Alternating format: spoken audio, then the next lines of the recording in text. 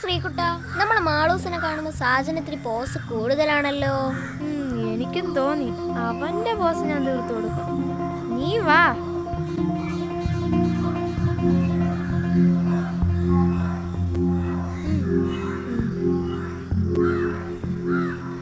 വാ വാ.